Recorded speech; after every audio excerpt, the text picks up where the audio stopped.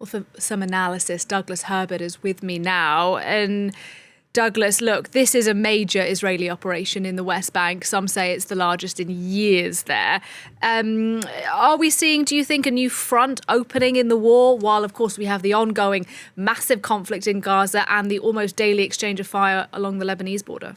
For a number of reasons, I don't think you're going out on a limb by suggesting we're essentially seeing the opening of a third front. Look, the West Bank, the occupied West Bank, has been on low simmer in terms of violence, at least relative to the all-out war that we've seen in Gaza, Israel-Hamas war in Gaza, and also the increasingly violent confrontations and volleys of back and forth artillery fire on the border with Lebanon, northern Israel, southern Lebanon with Hezbollah. So if you're going to add this third front now, what we have been seeing, Nadia, since the beginning of the war, what has been a constant of this conflict are these raids, near daily, if not daily raids by IDF, Israeli Defense Forces, on often densely populated areas, refugee camps in these areas in the name of, as Israeli Defense Forces put it, rooting out militants, targeting militants. They would see these as pinpoint operations where they have precise targets and they are doing all they can to limit civilian harm. The Palestinians clearly have a very different take on this. They see sort of a triumvirate of things colluding against them right now. They see both these raids stepping up in intensity. We've seen now airstrikes.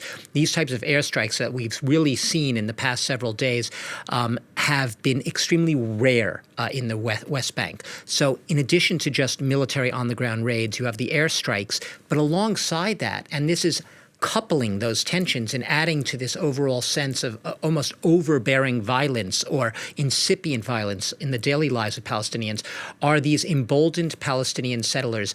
Emboldened, I think, is a fair word to use because Israeli settlers who have been more and more taking aim, attacking Palestinian communities, Palestinian farmers, taking over their land, chasing them from their land, often with impunity. And when I say with impunity, what I mean by that is often with Israeli security forces seeing it happen, but standing by and doing little or nothing to intervene to try to stop it.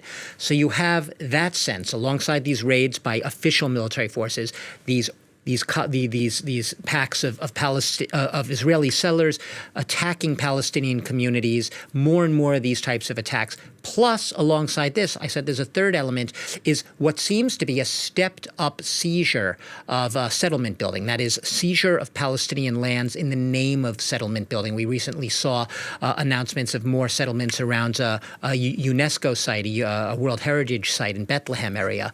And this sense of increasing Israeli encroachment on Palestinian land. I say a sense because this is how the Palestinians see it, that their land is being taken over, flouting the will of the international community, which says these settlements are illegal.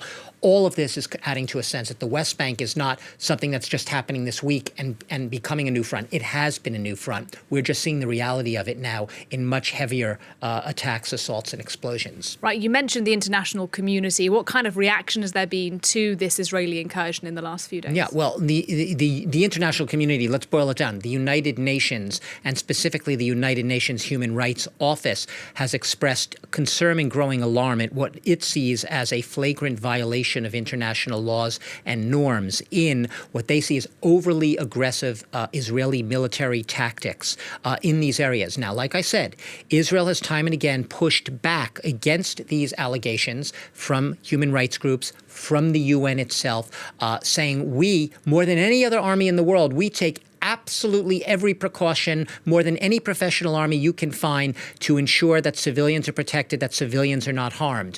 But the reality is, from witnesses on the ground, from human rights groups, they say that is simply not true. They say that the evidence of what they have witnessed flies in the face of those Israeli assertions that they are taking all precautions to ensure civilian safety.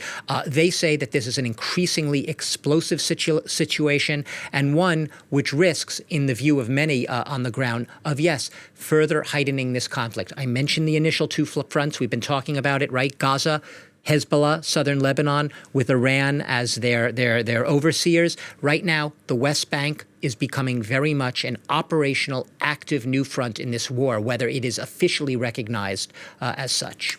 And just finally, Doug, let's talk briefly about what's happening in Gaza, because there has been some kind of agreement between the World Health Organization and Israel to pause fighting in a number of areas for 3 days, and that to allow a polio vaccination campaign of children to get underway. There are, though, some concerns about it. Will it work, right? Yeah. The fears for, yes, there has been an agreement reached between the humanitarian officials and Israel. There will be, according to the agreement, 3 phases, of which the first will be in the central Gaza Strip area. It will be a 3-day vaccination campaign running from 6 in the morning to 3 in the afternoon. Ultimately, about 650,000 Palestinian children will be on the receiving end of these vaccinations. There is, the terms of the deal also call for further phases, unspecified dates and logistics yet, but in the northern and southern areas of the Gaza Strip. The question is, one, it doesn't apply to all of the Gaza Strip, just these designated areas for the vaccination campaign, something Hamas says is not enough. But also the question is, in the past, humanitarian groups have seen their vehicles fired on by Israeli security forces. Israeli security forces saying they were targeting militants, which is the familiar line. But they have fears that it will not perhaps run according to plan. And they want to ensure that those delivering these vaccines and delivering these vaccinations will be able to operate safely in these designated so-called humanitarian pause zones.